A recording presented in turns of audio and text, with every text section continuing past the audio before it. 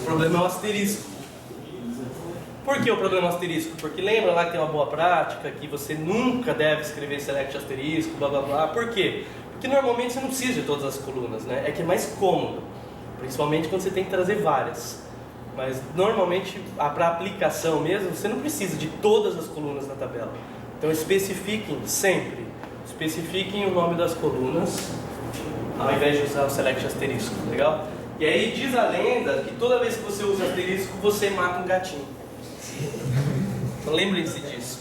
E para quem não gosta de gatinho, você mata um cachorrinho. E para quem não gosta nem de gatinho nem um cachorrinho, você mata um panda. Ou se você não gosta nem de panda, você mata um arara, que é pior ainda. Beleza? Então fica a lição.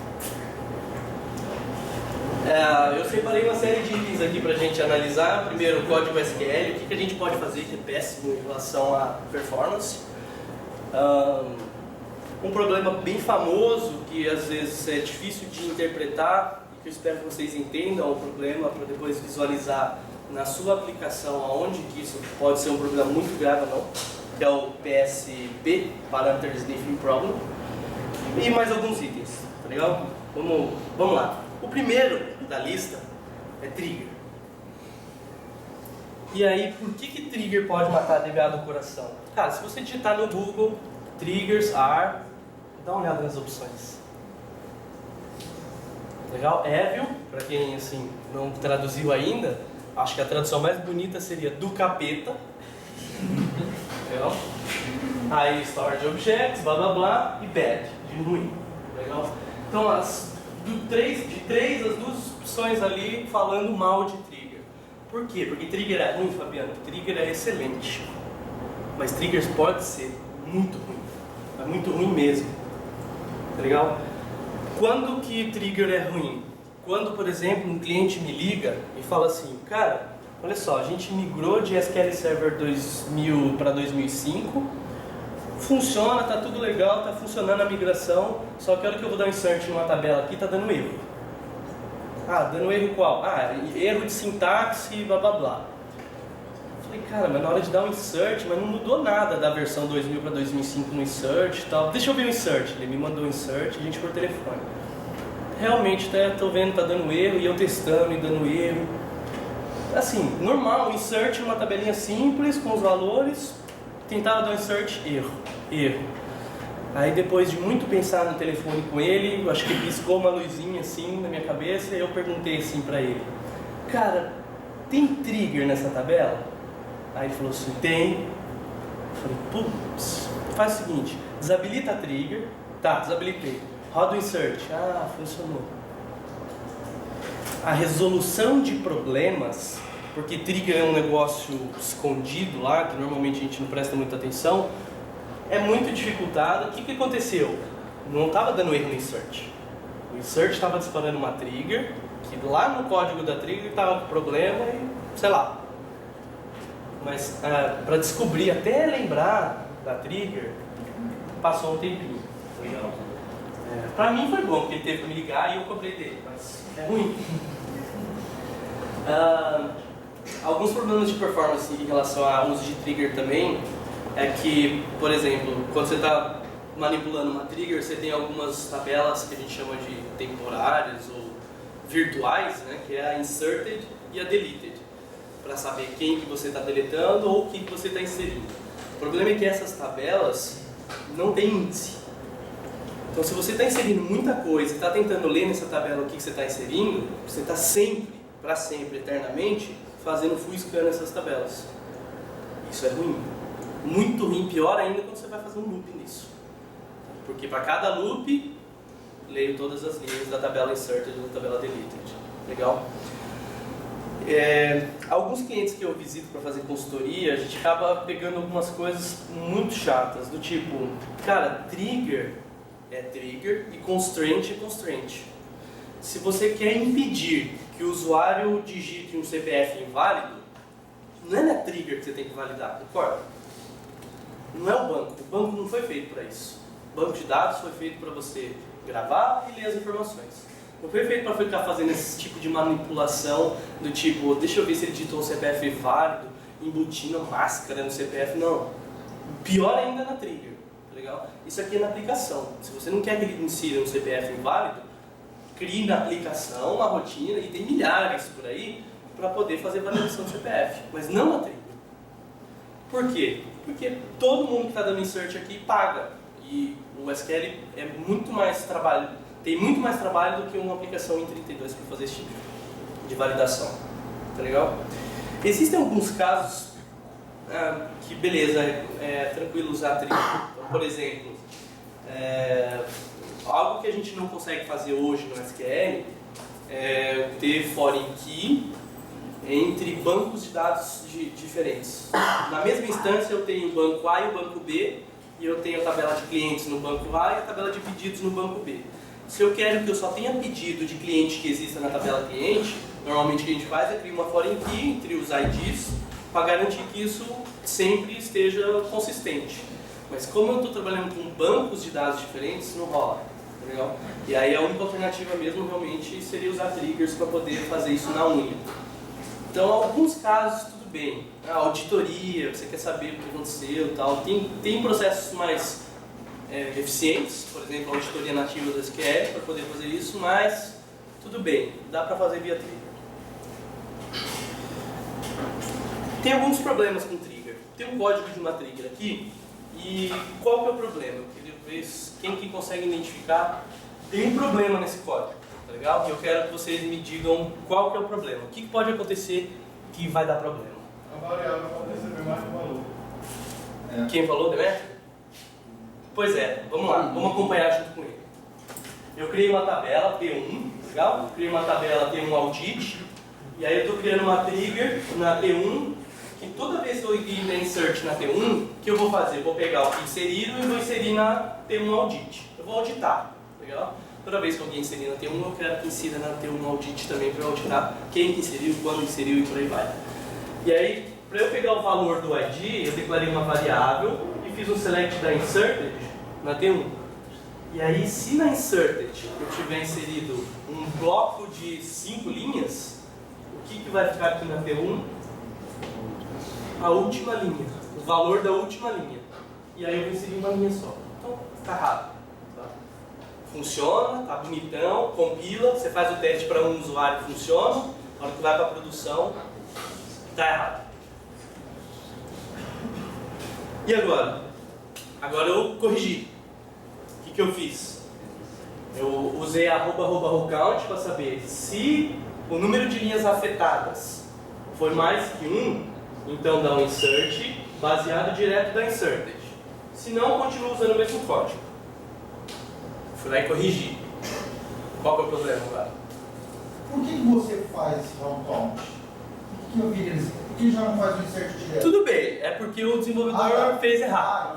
Não. Poderia fazer simplesmente só isso aqui e já resolveu o problema, né? Só esse pedacinho. Mas como o desenvolvedor fez a primeira vez daquele jeito, e ele assim, quis usar a mesma lógica, ele corrigiu e seguiu a vida. Tá? Mas ainda tem um problema. Se o número de informações inseridas for gigantesco, vai ter um problema de performance? Vai ter um problema de performance, mas é a vida. Nesse caso eu quero auditar. Tá? Se o cara inserir 1 milhão de linhas, eu quero vezes 1 milhão de linhas. Ele vai pagar performance? Vai, mas é regra de negócio nesse caso. Ainda não é isso o problema. O round count é uma arroba ali da trigger, né? Não, tem uma arroba... Não, eu perdi. Na outra linha. Tá. Round count dentro da trigger, arroba round count. Qual que é o problema do @roll count dentro da trigger? Funciona. Não, é por sessão. Funciona. O problema é nela. Mas é um problema um pouquinho mais embaixo. @roll count retorna quantas linhas foram afetadas pelo último comando. Que é o declare.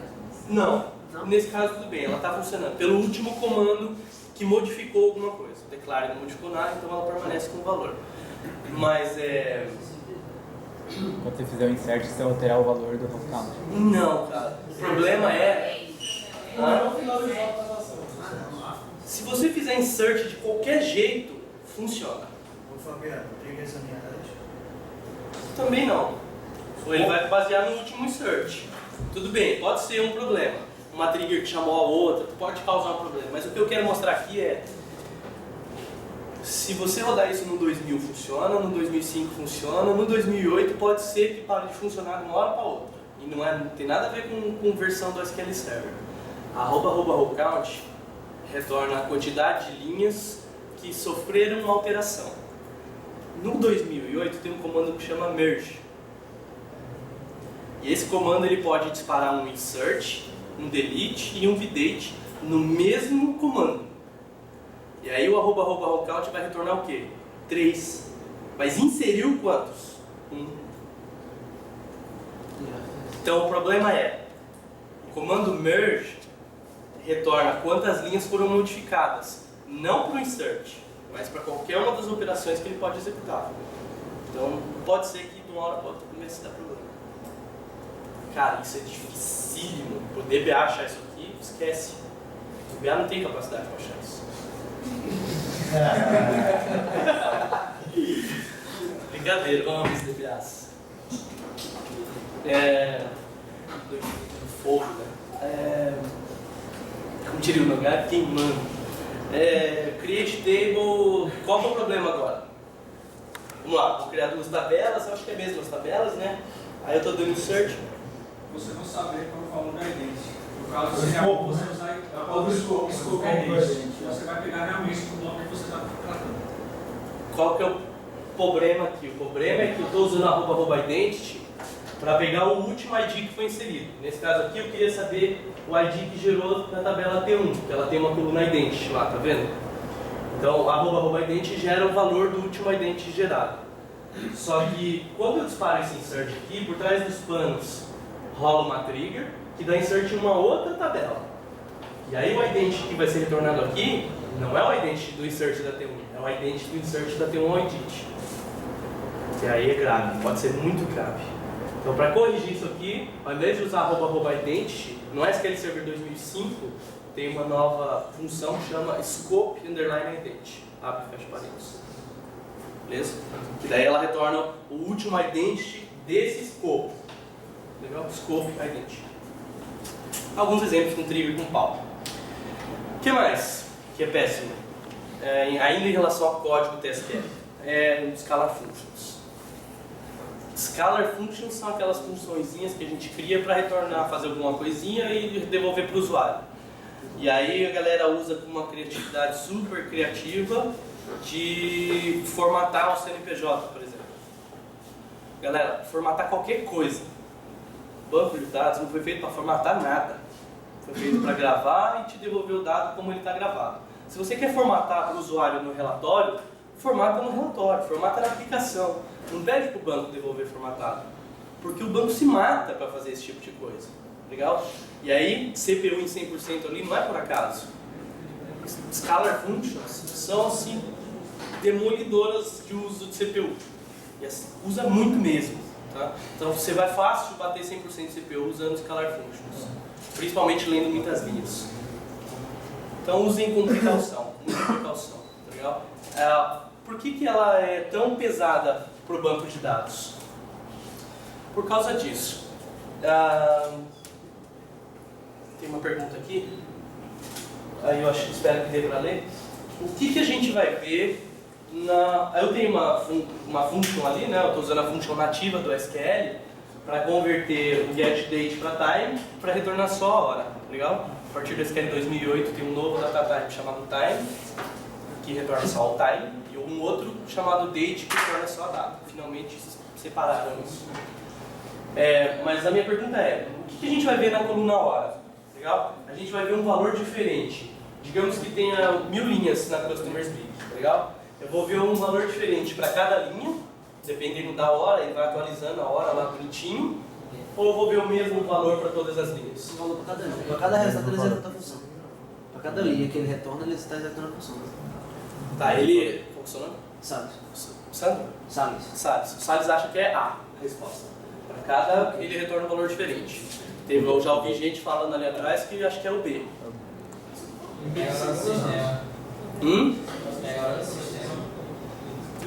Ele pega a hora do sistema e duplica para todo mundo. Em milissegundo, Difere são os milésimos de segundo.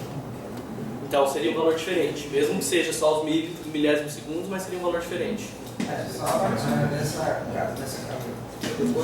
Vamos lá, eu vou mudar um pouquinho. Ainda não vou responder. Eu mudei. O que eu fiz? Dessa vez eu criei uma function que não faz nada. A mesma coisa que estava no select lá, eu faço na function, que é o convert do getDate para type.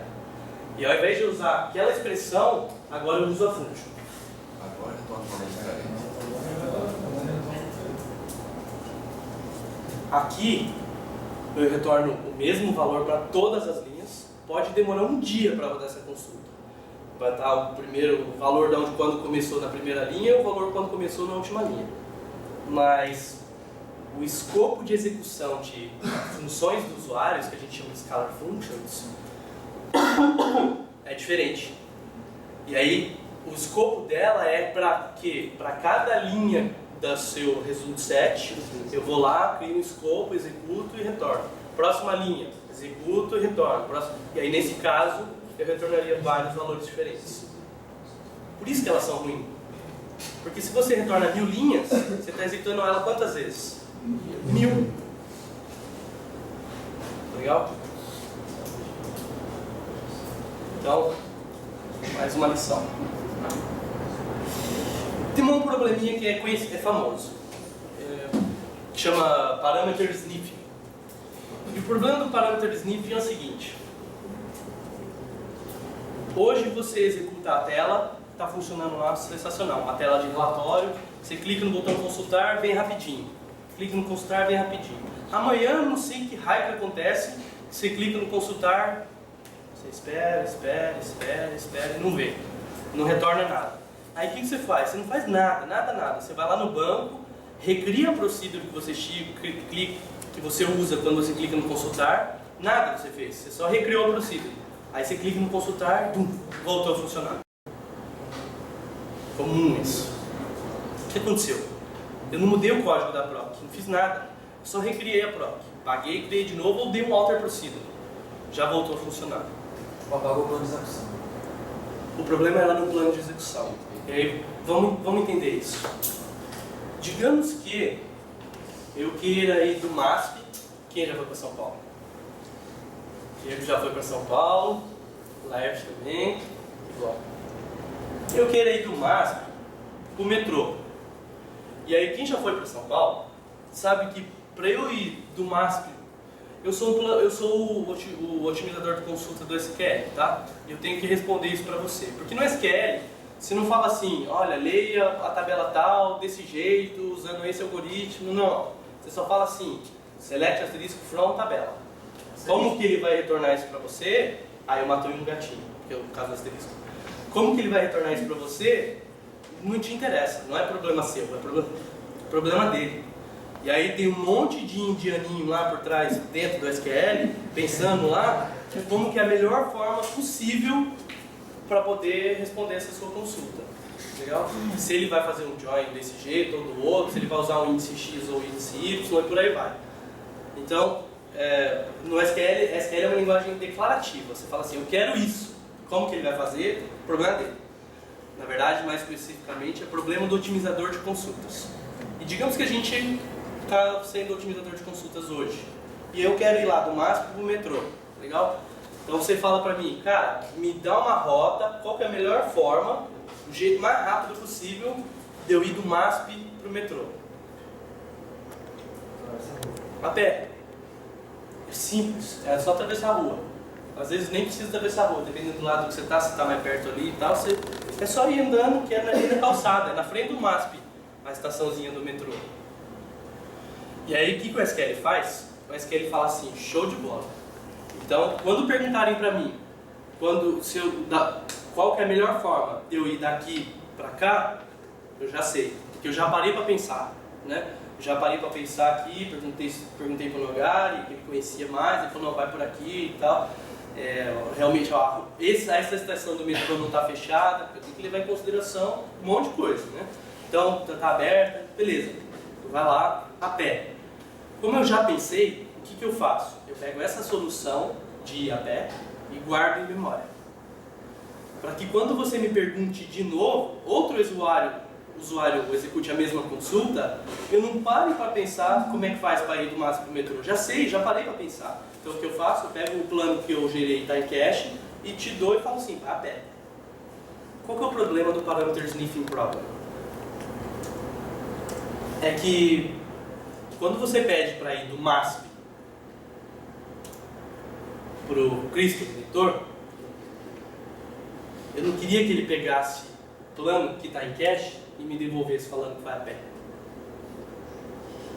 Os parâmetros de entrada da minha procedure mudaram.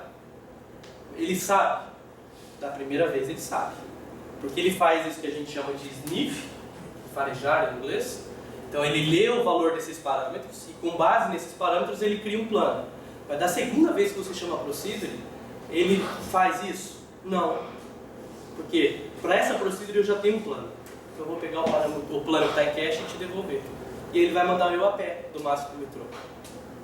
Do MASP para o Rio, para o Cristo.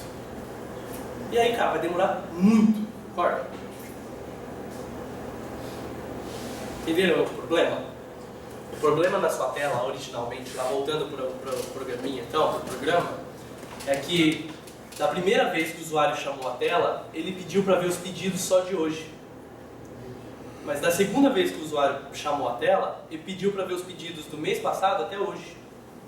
Para ver os dados do mês passado até hoje, aquele plano de execução que o SQL criou para trazer só algumas linhas, que são os pedidos de hoje, não serve. O ideal seria ele gerar um plano novo, para ler uma massa muito maior de volumes, que é pedido do mês todo. Como ele está reutilizando o plano de execução da cache que não é adequado para essa situação atual, feio. Tá ligado? O ideal seria eu recompilar esse plano para todas as vezes. Então, se você sabe que isso pode acontecer, isso o que, Fabiano? Hoje o usuário pediu uma linha e daqui a pouco ele pedir 10 mil linhas, você não tem muitas alternativas. Tem algumas alternativas, mas a mais fácil é pedir para recompilar. Traduzindo isso em código, TSQL. Eu criei uma proc lá que recebe um parâmetro de entrada, @cidade, beleza? E eu tenho dois problemas, três na verdade. O primeiro problema é que eu uso a variável @cidade que eu recebi, certo? Menor ou igual, era só igual, não era menor. Eu uso a @cidade, então eu quero saber todos os pedidos where cidade igual a variável que eu recebi como parâmetro de entrada. E aí, digamos que da primeira vez eu digitei Borá. Borá, para quem não conhece, é o menor município do Brasil. É lá perto da minha terra, perto de Marília. É um município do estado de São Paulo. Cara, eu não tenho ninguém cliente de Borá. Tá legal? Então isso aqui vai retornar 0 linhas. Então o SQL estima que vai retornar 0 linhas e gera um plano de execução para ler poucas linhas. Legal? O segundo problema é, eu estou usando uma variável auxiliar. Está vendo lá que eu declarei uma variável e setei o valor da variável auxiliar com o valor que eu recebi como parâmetro de entrada? Quando eu faço isso, a hora que o SQL vai compilar essa consulta aqui, gerar um plano para ela, e ele vai tentar ver o que tem dentro de @variável auxiliar, ele não sabe. Ele sabe o que tem em @cidade, mas o que tem em @variável auxiliar ele não sabe. Por quê? Você pode ter feito um monte de coisa aqui para cima. Então, em tempo de compilação, não rodeia a consulta ainda. Em tempo de compilação da consulta, ele não sabe. E aí, como ele não sabe quantas linhas vão vir, ele chuta. Fácil assim, chuta. Por que no 2000 era assim que era para ser feito? Porque no O 2000, otimizador é diferente? porque no 2000 a recomendação era declara a variável. A pergunta do Lert foi: por que no 2000 a recomendação do Ken Henderson, guru em SQL Server, que infelizmente faleceu, o cara era top, os livros dele são espetaculares, ele falava para fazer isso? Porque ele falava para fazer com uma pequena diferença. A diferença era, o @cidade, ele mandava passar o parâmetro default alguma coisa. É verdade. E aí, passando o parâmetro default alguma coisa, o SQL, mesmo usando a variável auxiliar, conseguia fazer uma estimativa diferencial. Então, tinha uma diferença.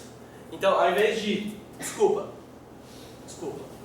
Ao invés de declarar dentro do código, ele mandava você declarar a variável auxiliar como parâmetro de entrada e nela você declarava o default que você recebeu. Se eu fizer isso hoje no 2008, Isso vai funcionar bem também, só que tem formas mais elegantes de fazer isso hoje. Option recompile, option recompile, optimized for. Optimized for substituiu a solução dele. Se colocar 7 variáveis auxiliares igual a velocidade, isso vai mudar. Igual ao quê? Desculpa. 7 Trocar o select por 7 ali. Tá na mesma, tá? Boa pergunta. Eu usei o select para setar o valor de uma variável para outra, ao invés de usar o set. Não muda nada, tá? O select pode até gerar problemas, né? Porque se vir mais de uma linha, ele pega só a última e tal. Então o ideal realmente é usar set, tá? Depende.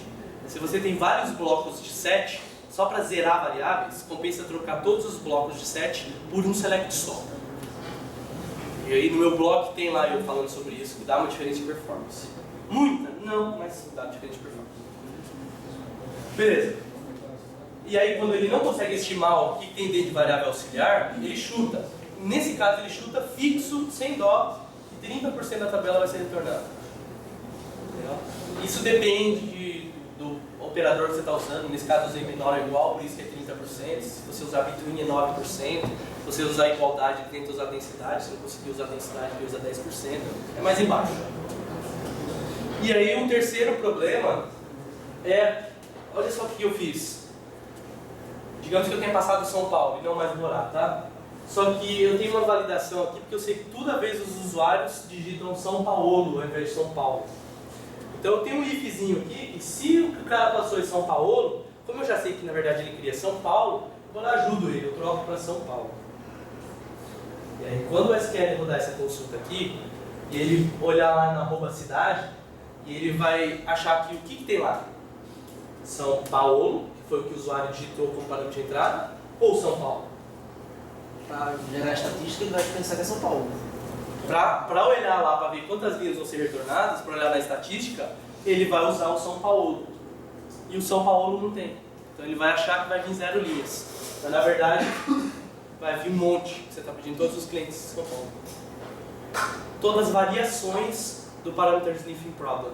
Qual que é o resumo aqui? O resumo é que, cara, ele precisava ter recompilado. Tá? Se você te pedisse para ele recompilar, embaixo de cada uma daquelas consultas, option, recompile, ele geraria um plano bom para sempre para todas as consultas. Qual que é o custo, Fabiano? O custo é que você vai estar recompilando sempre. Ele não põe em cache e usa de novo à toa. Ele põe em cache e usa porque ele sabe que isso custa. Então, para evitar isso, ele põe em cache. Tem outras alternativas fora o option recompile, que é mais força bruta, recompile sempre, que é optimize for algum parâmetro que é o mais utilizado, optimize for unknown, que daí ele tenta descobrir, baseado na densidade, na média de distribuição dos dados na sua tabela. Tem uma certa inteligência. Legal? Estudem essas opções. SQL Injection, e esse eu adoro. Esse eu adoro por quê? Porque, gente, funciona. Funciona. Se vocês digitarem no Google, entre aspas simples, quoted, unclosed, market, quoting, blá blá blá, sabe quando você esquece de fechar aspas e ele dá aquela mensagem de erro? Se você procurar aquilo no Google, ele vai te retornar sites que estão com aquele problema agora. E aquilo significa que o cara está concatenando alguma coisa com sua consulta. Você vai achar um site vulnerável a SQL Injection. E qual que é a ideia de SQL Injection? E aí é um problema de segurança. Que o DBA fica assim, o que eu faço para corrigir isso? Porque o DBA não consegue alterar o código. Quem consegue alterar o código são vocês. O máximo que vai conseguir falar é, cara, não faz isso, faz assim. Mas você que tem que corrigir, como desenvolvedor. Deixa eu mostrar.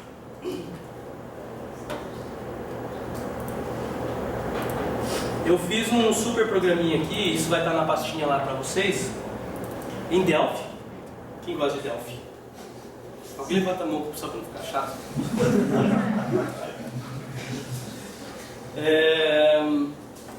Só para demonstrar isso para vocês, como que vocês não devem fazer. Legal? Estou compilando aqui, funciona. Delphi, eu adoro Delphi. O dia que a Borland vendeu, o Delphi foi um dia mais triste da minha vida. Muito bem. Qual que é a ideia do SQL Injection? Eu tenho aqui uma telinha super bem construída, que tem um campinho lá, um edit box, que você digita alguma coisa, a hora que eu clico no buscar, ele vai lá na tabela de clientes e tenta buscar o cliente que você digitou ali. Legal? Vamos ver. E aí, nesse painel aqui embaixo, eu coloquei o SQL que é gerado quando você clica no buscar, que é enviado para o banco. Então eu vou procurar por deixa eu ir abrindo, sei lá, por Maria, buscar, não tem nenhuma Maria, legal? Deixa ele abrir no SQL ali por trás que eu vou pegar alguém que exista realmente. Olha só o código que foi gerado por trás dos panos. Select Customer ID, Contact Name, From Customers, Where, que é o que nos importa. Contact Name igual a o que eu digitei. E como que eu estou passando esse parâmetro aqui para a cláusula Where? Eu estou passando o parâmetro, eu estou concatenando. Como assim, Fabiano? Como você está concatenando, significa que qualquer coisa que eu digitar lá no campo, eu vou concatenar a minha consulta e vou mandar o banco executar. Isso significa que, se eu colocar aqui uma... Vamos olhar o código, tá? Só para vocês verem o que eu estou falando.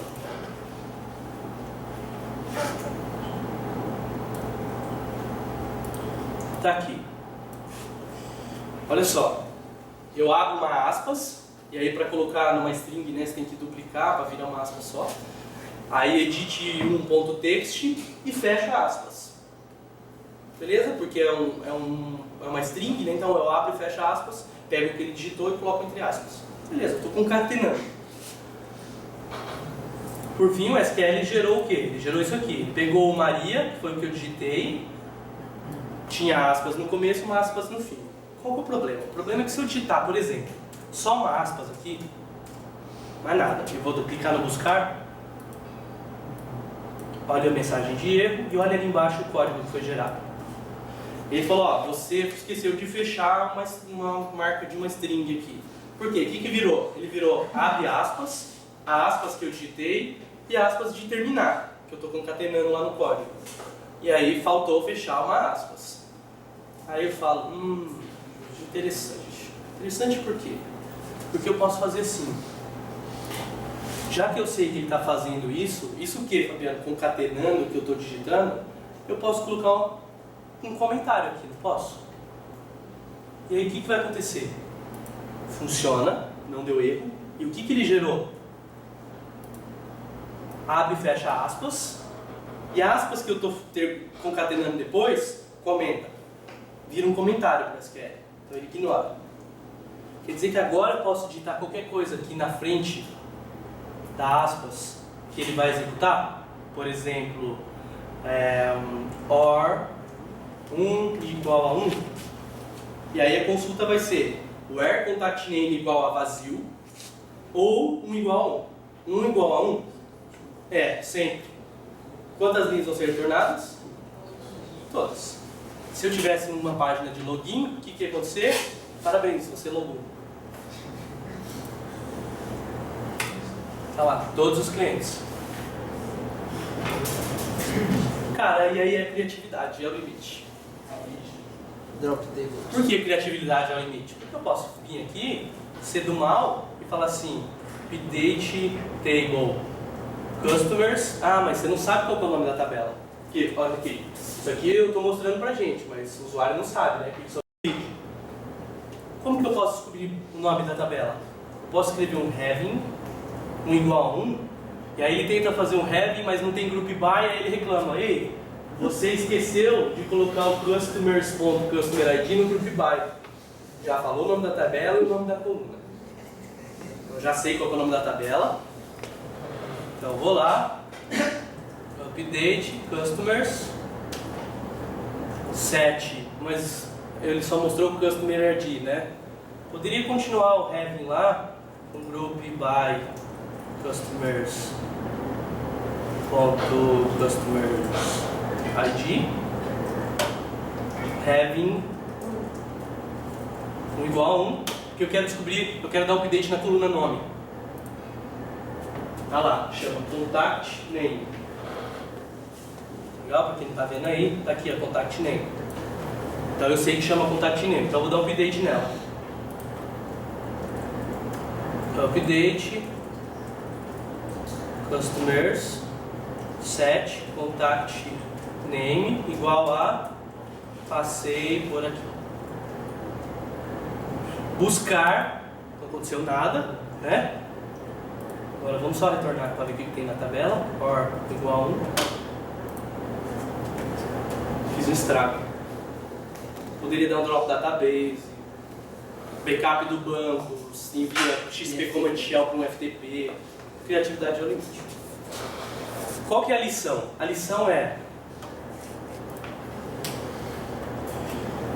usa storage procedure, parâmetro, recebe como parâmetro de entrada. Ao invés de concatenar, igual eu fiz lá no Delphi, declara como um parâmetro e passa para dentro do parâmetro e usa o parâmetro, ao invés de usar o código concatenado.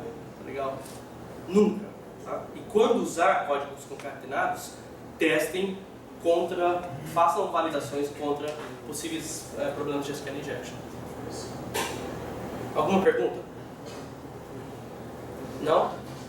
É super legal, né? Aqui tá aqui a historinha, né? Não sei se você já tinha visto essa chartzinha aqui. Leiam depois.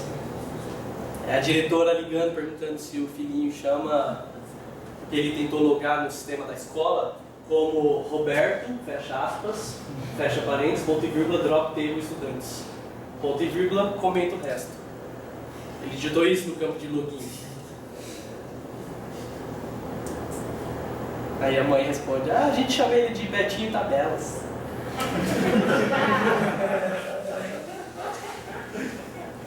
Ok. Que mais? Cache bloat. E aí, cache bloat, eu acho que eu tenho uma demo aqui sobre isso também.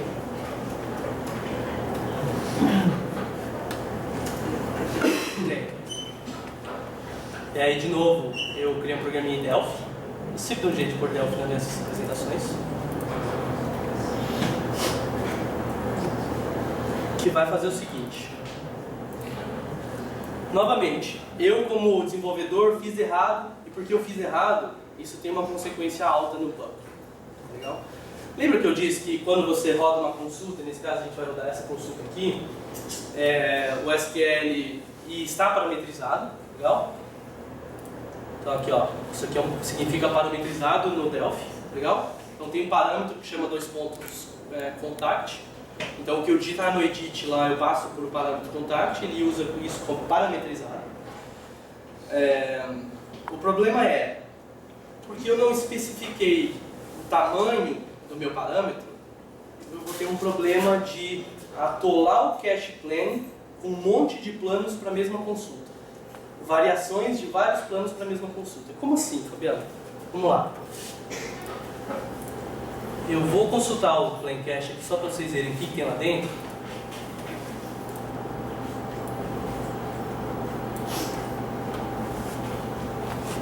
And I hope Dan is understanding something, at least. Eu tenho uma consulta aqui. Eu tenho uma consulta aqui que olha essa área de cache, de planos de execução em cache do SQL, e mostra pra gente o que está lá, tá legal? Quais são os planos que estão armazenados em cache. Então, esse comandinho free proc cache aqui, como vocês podem imaginar, ele faz um free no proc cache, então ele limpa o cache. Então eu vou limpar o cache e vou consultar para ver se tem alguma coisa lá dentro relacionado ao select que eu estou gerando pela minha aplicação, tá legal? Então não tem nada, claro, que eu gerei o free, então eu vou deixar só isso aqui selecionado. Como eu não rodei nenhuma vez a consulta lá ainda, não tem nada mesmo. Então, vamos executar isso aqui. E aí, o que eu tenho aqui? Eu tenho um programinha que eu digito um valor, clico no procurar, aí ele vai lá, executa essa consulta aqui, pegando esse valor e passando aqui para o parâmetro, tá legal? E por aí vai, ele vai disparar esse comando para o banco, parametrizado, né? Bonitinho para evitar SQL injection. Então vou clicar, vou procurar o Chu não tem ninguém, ele rodou aqui, não retornou nada no grid, tá vendo? Então agora eu vou procurar a Ana também não veio ninguém, o Zé também não, o Fábio também não, Gilmar também não, Gabriel também não, Vinícius também não tem, né? Legal. Agora, vamos ver o que virou no Plain Cache. O que eu esperaria ver lá? É a mesma consulta. Eu esperaria ver um plano de execução utilizado várias vezes. Só criou o plano da primeira vez que eu rodei a consulta. Das outras, não precisa parar para pensar como que vai fazer para criar um plano. Você já tem, já criou. E aí, o que a gente está vendo aqui? 7 planos e tem uma diferença entre eles. Consegue identificar? Não, você não, Eu vou cara. achar de 2, 3, 4, 5, 6, 7, 8. Primeiro, eu procurei o Chu, e foi de propósito, porque eu procurei um cara com 2 caracteres. Depois eu procurei com 3 caracteres, 4 caracteres, 5 caracteres, blá. E aí o que ele fez?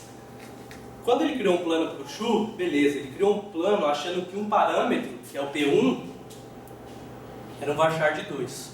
Quando eu passei uma consulta falando que eu quero agora para um parâmetro varchar de 3, pro varchar de 3 tem um plano que dá para eu usar?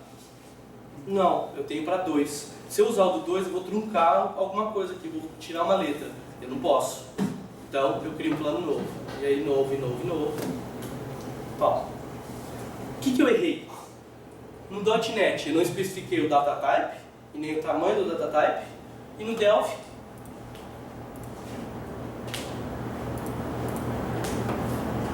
no parâmetro. Cadê o parâmetro? Era para ele estar aqui? Cadê você, parâmetro? Aqui, desculpa. O parâmetro, eu não especifiquei qual que é o data type e qual que é o tamanho. Então seria só o caso de eu vir aqui falar que é um FT string de 200. Compilar de novo, deixa eu fechar isso aqui. Vamos lá, vamos limpar o Plain Cache. Beleza? Consultar o Chu, procurar, e aí o que eu tenho aqui? Eu já tenho um cara para 200. E aí quando eu procurar sobre o Marco Antônio, eu tenho, vamos rodar a consulta de novo. Eu tenho aqui um MusicOut falando que eu usei esse plano 2 vezes. Por quê? Porque Marco Antônio cabe nos 200, então esse plano é válido. Beleza? Cara, isso aqui pode ser muito pior do que eu estou mostrando, muito. Pensem nas variações, porque na nossa telinha de consulta não tem um campinho clique em buscar, tem vários. E aí soma todas as possibilidades e quantidade de planos que eu posso gerar por uma mesma consulta. Milhares. E isso aqui, o que é ruim, Fabiano? Isso aqui é ruim porque gera recompilação e é ruim porque usa uma área de memória super útil para o SQL que você está desperdiçando. Que é a memória.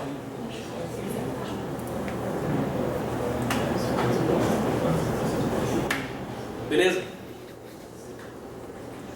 Próximo. Indexação. E aí, indexação? Está escrito ali, desenvolvedor sabe mais que o DBA. E é o dev que pode definir os melhores índices. Legal? O DBA pode ajudar, mas o desenvolvedor conhece o negócio. É ele que consegue definir os melhores índices. Legal? E aí, falta de indexação é mais comum do que vocês imaginam. O que eu quero com esses slides? Eu quero, do fundo do coração, que vocês aprendam como o índice funciona, por que ele é tão importante. O que eu gostaria que ficasse de boas práticas? Sempre, depois de rodar uma consulta, sempre. Olha o plano de execução e vê se está faltando algum índice. Sempre. Existem vários tipos de índices no SQL. Quantos tipos de índices tem no SQL? Alguém chuta aí? 3 ou 4. Pega no livro, vai. Cluster e heap. Cluster, não cluster e heap foi até agora, 3. XML, Google Store, né? XML, full text, Column Store, Mas você não XML, full text, XML, full text. Tá faltando um. Geográfico. 7. Não foi ninguém que falou 7, então. Por enquanto, 7. Aí você começar a contar variações, né? Índice filtrado, índice hash, cláusula include. Mas tem vários, tá? estudem todos, eles estão lá para um propósito. Um propósito importantíssimo, tornar suas consultas mais eficientes, mais rápidas. Ok?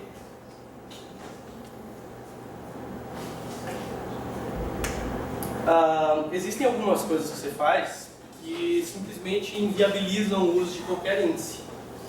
E eu citei, a gente chama de essas coisas, essas expressões que a gente usa, né, filtros, de non-search arguments. Search arguments é um argumento que você consegue utilizar como search, como pesquisa, e não search arguments são argumentos que você não consegue usar como pesquisa. Então, mesmo que eu tenha, embaixo, tá? Mesmo que eu tenha um índice pela coluna nome, eu não consigo utilizá-lo porque eu estou usando o coringa aqui do like no começo.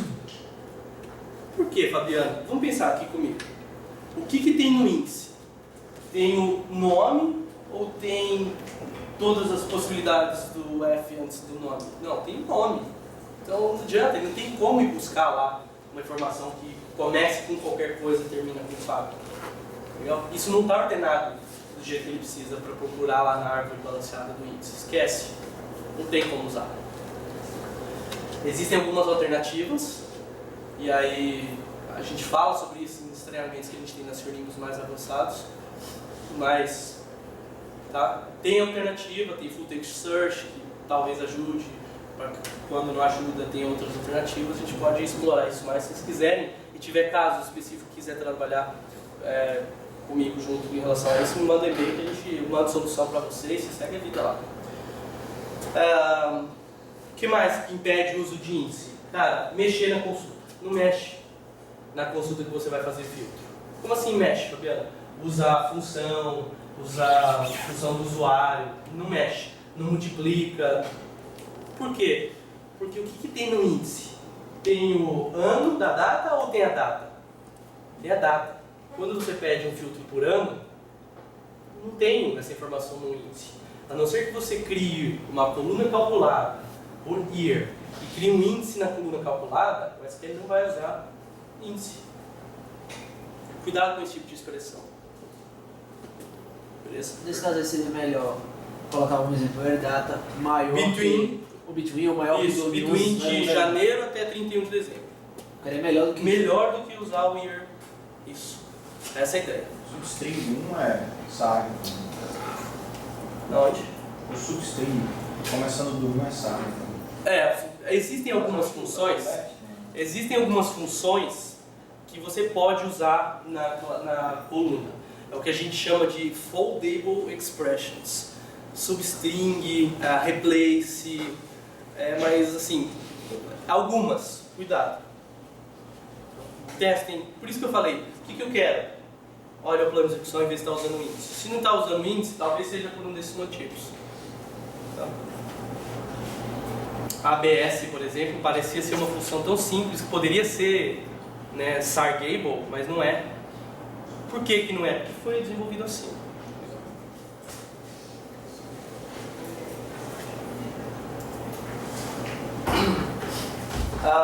Nível de isolamento é diferente do no-lock.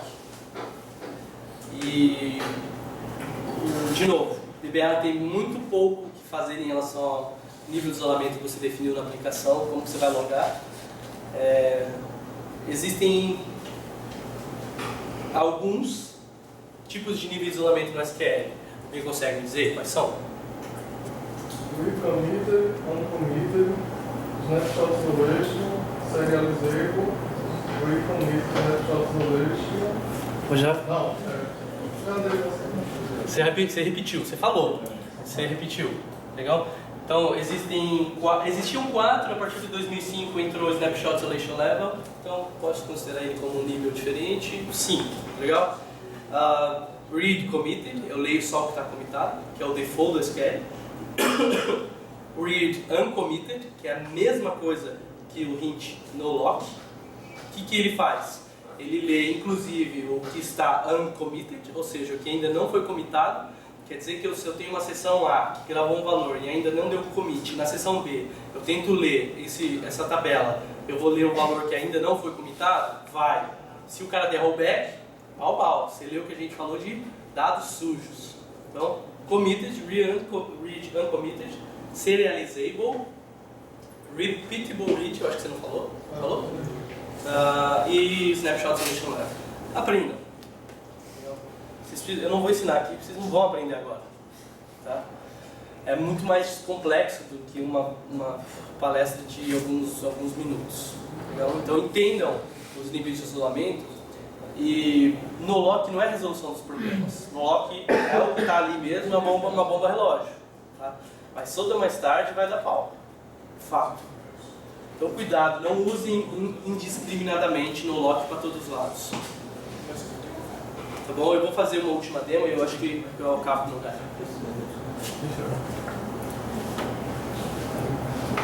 Em relação ao log, qual que é a ideia aqui, ó? Eu vou criar uma transação, e tá bom o tamanho da fonte? Não, vou aumentar um pouquinho. Eu vou criar uma transação, vou dar um begin tran no log, é uma bomba relógio, esse é o nome da minha transação, então é uma named transaction. Eu vou dar um update no Customer ID 3, vou chamar ele de Fabiano Amorim. E não vou dar commit nem rollback ainda, tá? Só vou rodar isso daqui por enquanto. Beleza, eu ainda não commitei e nem dei rollback na minha transação. Tá ativa. Na outra sessão, o que eu vou fazer? Eu vou tentar ler a tabela Customers. E o que vai acontecer? Vai vir diferente. Esse cara aqui vai ficar quietinho aí, parado, esperando. Esperando o quê? Esperando aquela transação, aquele lock de exclusivo na linha 3 ser ou comitado ou rollbackado, como eu gosto de dizer. Ok? Assim, tem um lock exclusivo naquela linha e aqui ele tenta pegar um lock compartilhado e lock compartilhado não bate com o lock exclusivo. Então, ele espera.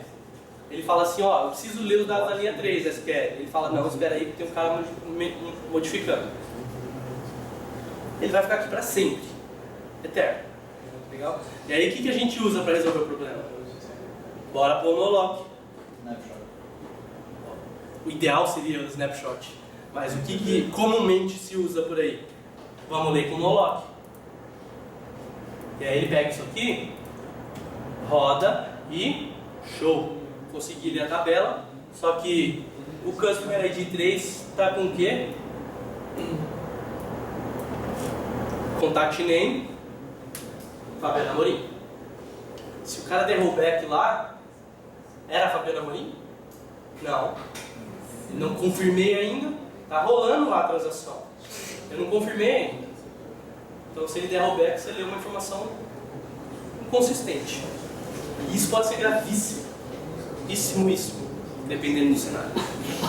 É a mesma coisa que falar que você comprou uma cota de consórcio e você está dando F5 lá no site da administradora de consórcio para saber se você ganhou no sorteio da Assembleia ou não. Você está lá, comprou a cota de um carro, está super feliz para ver se você vai ganhar ou não. Aí, pum, aparece seu nome lá.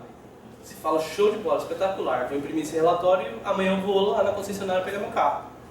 Aí quando você chega na concessionária, você não ganhou. Por quê? Deu pau na apuração da Assembleia, fizeram rollback, fizeram a apuração da Assembleia de novo e você não era ganhador. Olha que tristeza.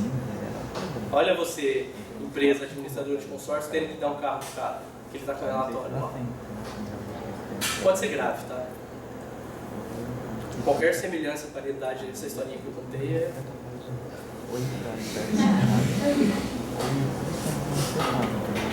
E para descobrir o problema. Pensa, agora tá fácil. Mas e para falar como que o cara pôs o nome dele no relatório? E para resolver esse problema? Como é que faz para resolver esse problema? Melhor pergunta do dia, merece ganhar um livro. O próximo eu vou sortear. Como é que faz para resolver esse problema? Existe a partir do SQL 2005. Se é no SQL 2000, como que eu resolvo esse problema? Chora. Ou migra para o 2005. Beleza? No 2005, Existe um novo nível de isolamento que é o Snapshot Isolation Level, que seria o quê? Ele cria um versionamento das linhas que você está fazendo a alteração, e quando você lê, ele não lê o valor sujo, ele lê o último comitado. Seria como se fosse um nível de isolamento Read Last Committed. Lê o último comitado. É isso que ele faz. Então, ao invés de ler o sujo, ele lê o último comitado. Isso, falei certo. Mas isso funciona na versão Enterprise, Standard? Todas, até Express. Existe. Até na Express. Até Express. Legal? Eu vou habilitar aqui para vocês verem. Então, uma propriedade no banco de dados que você liga, para você conseguir usar, ou seja, ele começar a controlar o versionamento. E tem outra propriedade que você pode ligar também, que ele faz o seguinte: olha, o padrão é read committed. E eu quero que você faça o seguinte: eu quero que você read committed, o default seja snapshot. Então, todo mundo que logar no banco, ou seja, mesmo você sem fazer alteração nenhuma na aplicação, logando do mesmo jeito que você estava logando antes, com read committed, ele vai passar a ler via read committed snapshot isolation level. Beleza? Vou ligar as duas opções. Na verdade, aqui primeiro eu vou dar um rollback, né? Beleza? E agora, olha que bonitão lá, ficou lendo Fabiano Amorim. Agora ele só dá um refresh na tela e o que acontece? Passei por aqui. Sumiu o Fabiano Amorim. Beleza. Vamos simular o mesmo problema. Só que antes, habilitando esse cara. E aqui eu tenho que ir para o master.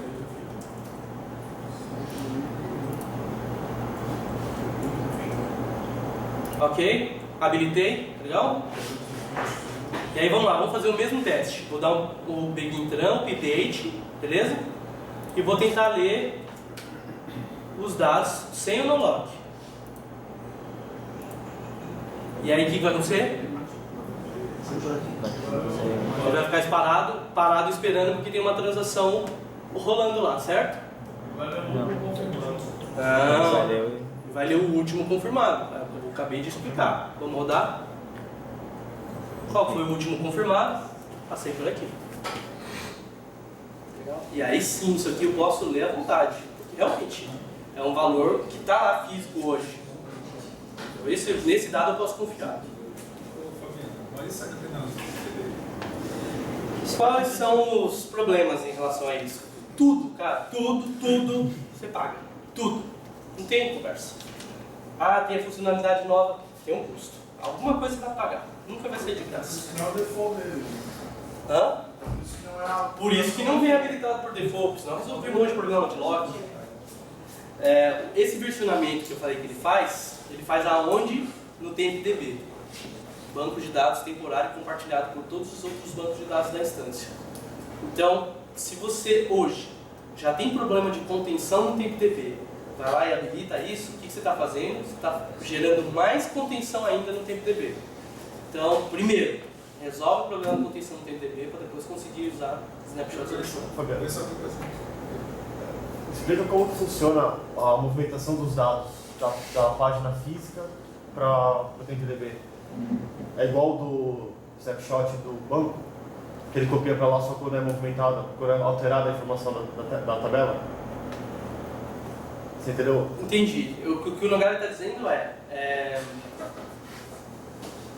você não tem tudo versionado lá no TMDB, legal? Só quando você faz a alteração, e no escopo dessa alteração, que normalmente e preferencialmente é rápido, uma transação, o escopo dela tem que ser rápido.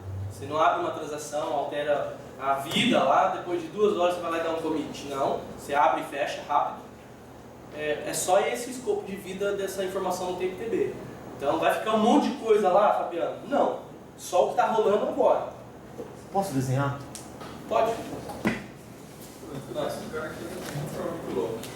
O cara chegou lá, o DB... Vai resolver. Habilitar esse Snapshot Solution Level vai ajudar muito. Pois é, só que aí o DB do cara estourava. Estourava? 200 GB, passa um banco bem pequenininho, estourava. Passa um dia, funcionando, estourava. Aí o problema, cara, é outro. O problema não é o lock, o problema são as transações, é como ele programou.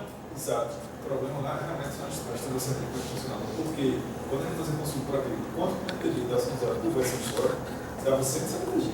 Pois é. Pois é, e se o tempo de vida dela é curto, igual eu acabei de mencionar, significa que as transações estavam abertas ali. Por tanto tempo assim. E lá ele abre sessão, segura a sessão durante. É um exemplo. Tá errado. O componente de flat file do Integration Service, hein? Olha um exemplo. O componente de flat file do Integration Service, por default, ele tem um número de páginas, de linhas e tamanho de dados para subir a cada batch, né? Que é gigantesco. Se você bota para rodar um arquivo muito grande, ele vai consumir muita hora até chegar a limitar ali, se você tiver a opção. Enquanto o Nogai vai desenhando, de novo, eu trabalho na Sr. Nimbus e, cara, a gente fala muito mais detalhes desse tipo de informação que eu passei, de desenvolvimento, a gente tem alguns treinamentos de administração e a gente não veio fazer treinamento no Nordeste ainda.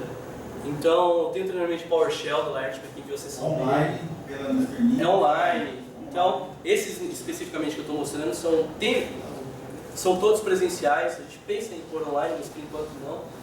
Então, se vocês tiverem interesse, entrem em contato com a gente, avisa que vocês viram aqui na Schedule 7 e a gente conversa. Tá? Então, repetindo, a gente não tem turma aberta para o Nordeste ainda, mas se a gente tiver interesse, a gente vai abrir. Entendeu? Se você quiser fazer o treinamento em company, é o que a gente faz mais até do que turmas para o público aberto, manda um e-mail para a gente que a gente conversa. Tá bom? Só passando um ponto, o negócio do TMDB, o que acontece? Você está com a sua tabela de customers aqui. Quando você tira o snapshot isolation level dela, ele não vai copiar essa tabela para cá. O TMDB continua vazio nesse momento. Quando você faz uma alteração aqui dentro, ele vai alterar o quê? Ele vai dar lock numa página, 8K de informação. Certo? Essa página, ela vai ser copiada para cá, o estado anterior à alteração. Essa página da SQL vai ficar alocada aqui. Quando você fizer a busca do seu customer, ele vai trazer todo esse pedaço. Porque é um pedaço não alterado, mas que estava aqui no TMDB. Ele recebe, essa página recebe um flag falando, ela tem um snapshot dela, esse snapshot foi movido para o TMDB. Pega daqui, mostra para cá. Quando ele vai montar a informação para você que está buscando, ele monta isso aqui.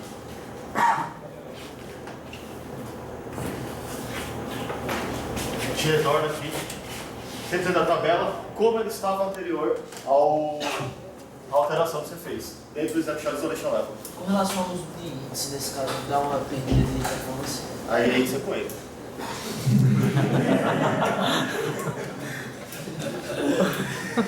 Faz a pergunta. Não, porque você está pegando um pedaço, mais um pedaço do TB para misturar. Vocês estão vendo, hein? Não era para estar vendo nada. Você está pegando um pedaço da tabela e concatenando um pedaço que tem TB lá guardado. Isso aí tem Inversionamento de todos os índices também. Então ele não perde, teoricamente ele não perde performance. Não, continua conseguindo usar os índices. Vendo? Minha hora, cara, já comecei até a falar no meio da sua. Não, deixa eu terminar de escrever isso aqui. Eles são lendo do mesmo jeito.